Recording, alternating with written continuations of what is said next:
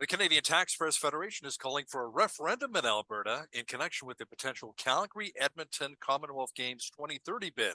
Now, to talk about this in more detail is the Alberta director of the CTF, Kris, who joins us here from Lethbridge. Kris, how much could the Commonwealth Games potentially cost Albertans?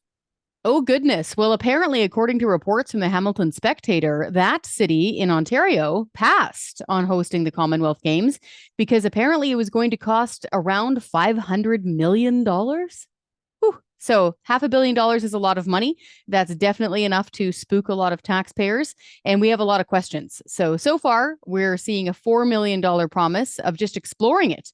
$2 million from the province, $1 million from Edmonton, and $1 million from Calgary taxpayers. So that's what we're saying. Hey, folks, tap the brakes. Let's have a vote.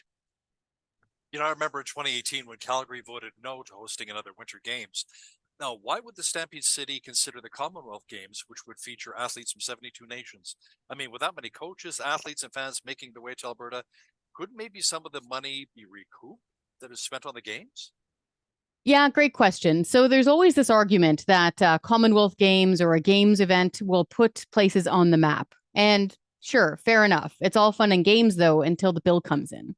And right now, I don't know about you folks there at the newsroom, we're getting all these phone calls from people who can barely afford groceries. People are really struggling with the cost of living, primarily due to inflation and the carbon tax. And so folks just don't have money to spare. And this is where we're saying, hey, maybe you should ask people first before signing on to really expensive games that only a certain amount of people pay attention to. So have you heard from the mayors, Jody Gondek in Calgary and Amarjeet Sohi in Edmonton, about the potential of maybe putting forth a referendum? Great question. So Jody Gondek, the mayor of Calgary, has mused aloud that she doesn't think maybe whether or not there needs to be a vote. Our answer is there definitely needs to be a vote. The last time around, like you pointed out, the folks said no to the Olympics, even though all the fancy people and the politicians really wanted taxpayers to pay for it. They thought this was an obvious slam dunk, but the no side won. And so if folks are going to be spending taxpayers' money, the least they can do is ask us first.